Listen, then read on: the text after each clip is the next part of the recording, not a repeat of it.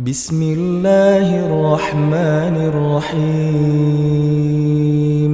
Jadi teman-teman, poin pertama bab kecewa. Kalau kita kecewa, saya yakin semuanya pernah kecewa dan mungkin masih akan kecewa atau bahkan lagi kecewa sekarang.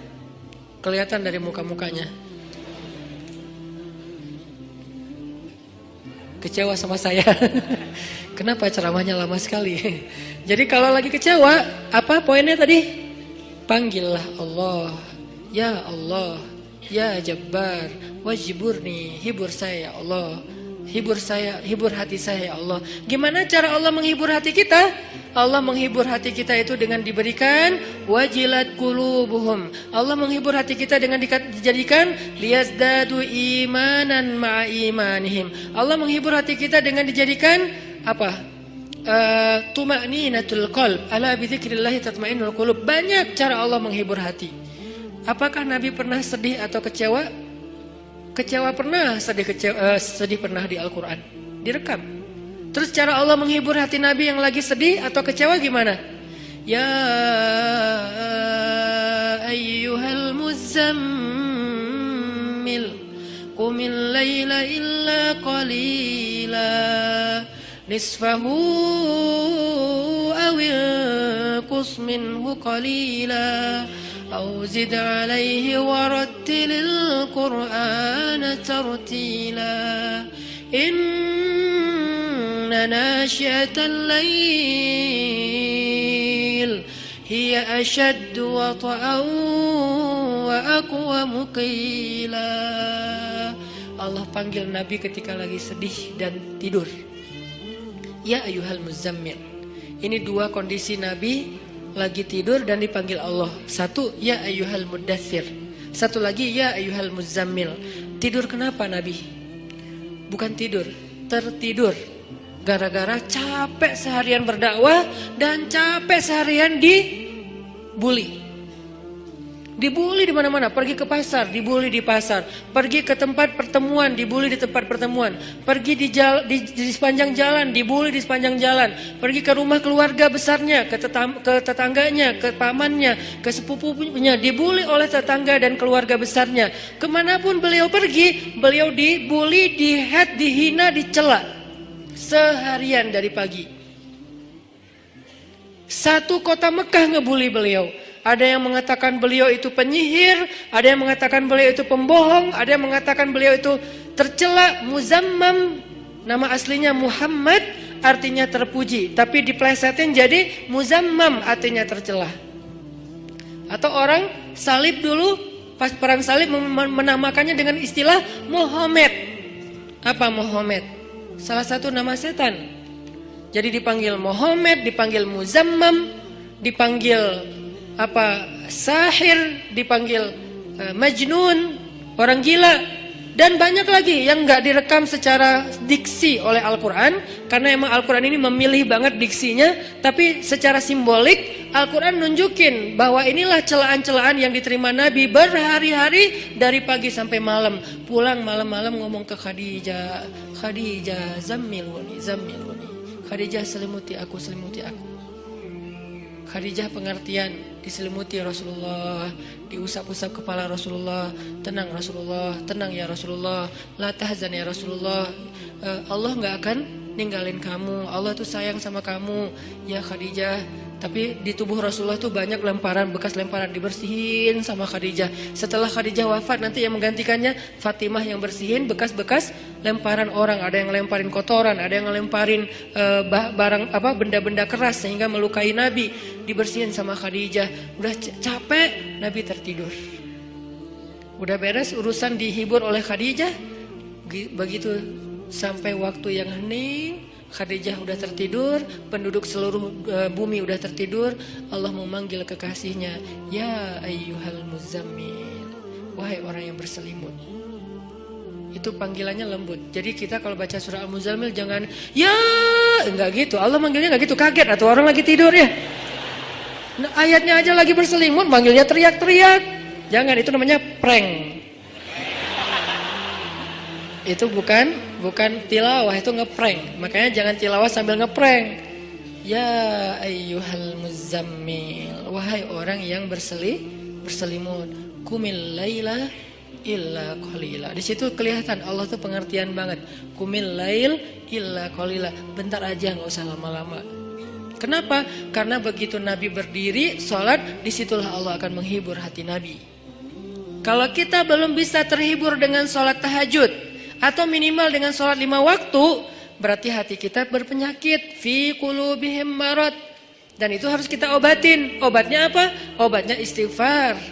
Kalau orang banyak dosa, belum bertaubat, belum beristighfar kepada Allah, dia susah minta dihibur oleh Allah. Dan terus nanti dia kayak nuduh Allah gak menghibur dia. Padahal Allah udah sering menghibur dia, cuman gak berasa di hatinya. Karena hiburan Allah itu hanya bisa dirasakan oleh orang-orang yang hatinya bersih. Dan cara membersihkan hati itu tazkiyatul nufus atau tazkiyatul qulub, tathhirul qulub adalah dengan salah satunya istighfar. Perbanyak istighfar supaya begitu nanti kita ada masalah, kalau kita nanti lagi disakitin, kalau kita lagi kecewa dan sedih, kita bilang wajiburni ya Jabbar, wajiburni ya Jabbar. Allah hibur kerasa kita lagi dihibur oleh Allah. Kan enak ya kalau apa yang Allah perlakukan kepada kita tuh kita kayak ngerasa, itu enak tuh. Daripada Allah udah habis-habisan ngehibur kita, kita nggak ngerasa. Ibarat Allah udah ngirim kita japrian, nggak dibaca-baca sama kita.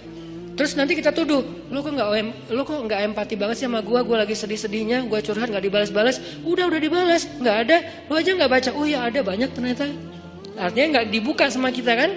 Kenapa nggak dibuka? Mungkin pulsa kita habis, mungkin handphone kita error, mungkin apa dan segala macam kemungkinan. Nah gitu juga dengan Allah. Wa idza sa'alaka 'ibadi anni fa inni qarib. Qarib itu kalau lebih dekatnya namanya akrab. Akrab. Qarib, karib. Sahabah qarib, sahabat karib. Itu bahasa Arab. Kan saya sering nge-mention bahwa ini dari bahasa Arab, bahwa biar kita tahu identitas bahasa kita itu sebetulnya sebagian besar diambil serapan dari bahasa Arab. Terus siapa yang merangkai bahasa Indonesia dari bahasa Arab kalau bukan ulama? Jadi nggak bisa dilepaskan antara ulama dengan Indonesia, antara ulama dengan kebangsaan, antara ulama dengan nasionalisme. Toh bahasa nasional kita dibentuk oleh ulama. Buktinya serapannya 90% itu bahasa Arab. Sebagiannya benar terjemahannya, sebagiannya keliru, tapi tetap aja bahasa Arab. Makanya kenapa saya sering mention itu bukan mau di Arab-Arabin biar gaya, biar kelihatan ustadz gitu, enggak. Kalau mau kelihatan Arab banget saya banyakin Arab emang itu mah. Ini enggak lagi kayak gitu. Lagi pengen menarik benang sejarah kalau bahasa kita itu emang sebetulnya bahasa Arab yang diserap. Jadi kalau ada yang agak alergi tentang Arab, saya pikir ini berlebihan. Kita nggak alergi terhadap ras, mau Arab kayak, mau Eropa kayak, mau Afrika, mau apa, ya kan itu semuanya takdir Allah kan. Emang kita bisa minta diciptain sebagai orang apa? Nggak bisa kan? Ya Allah saya pengen diciptain sebagai orang apa ya enaknya. Ini deh orang Rusia, tinggi, putih, rambutnya pirang. Ya Allah saya pengen diciptakan sebagai orang Afrika. Kenapa? Biar tawadu. Enggak gitu juga sih. Jadi kita nggak bisa request gitu kan ya. Dan orang Afrika pun sebetulnya sekarang kan jadi keren ya. Orang kulit hitam keren nggak sih? Berasa sekufu, segolongan. Kalau orang kulit hitam didiskriminasikan nggak keren, kasihan atuh. Kan kulit hitam juga sekarang jadi favorit. Bahkan banyak orang yang pengen menghitamkan kulitnya. Ini artinya ya nggak bisa request mau jadi orang apa, sehingga kita nggak boleh benci golongan ataupun ras, karena dia diciptakan kayak gitu tuh bukan pengennya dia, itu namanya sunnatullah dan takdir, itulah ketentuan Allah. Kalau kita cela rasnya, berarti kita mencela pencipta ras itu, yaitu Allah Subhanahu Wa Taala. Balik lagi ke yang tadi, intinya bahasa kita emang diserap dari bahasa Arab. Nah kita minta sama Allah. Kata Allah, inni qarib, aku dekat sama kamu. Ujibu da'watad da'i idza da'ani. Ujib dari kata jawab. Jawab bahasa Indonesia juga jawab. Jawabun, jawaban, jawabin, itu grammar. Terus salah satu yang diambil dari di antara 3 bentuk grammar Arab itu kita ambil jawaban, ya, menunggu jawaban. Ada orang Indonesia yang mengatakan saya lagi menunggu jawabun, nggak ada kan ya? Ini agak-agak aneh. Jawabin atuh, ada tuh jawabinnya. Jawab berarti yang udah ada tuh jawaban jawabin, jawabun mah belum ada ya. Jawabin atuh yang respon apa yang tadi. Nah, oke, berarti itu bahasa Arab juga. Jawab, ban, bin sama aja. Ujibu, berarti bahasa Al-Quran sendiri itu sebetulnya tanpa baca terjemah, kalau kita tahu akar katanya, ya itu emang bahasa kita, bahasa Arab, bahasa Indonesia. Ujibu da'watad da'i idza da'an. Aku mengijabah, menjawab dakwah. Dakwah itu panggilan. Ujibu da'watad da'i idza da'an. Aku menjawab panggilan dai, orang yang memanggil kalau dia mendakwah atau memanggil aku.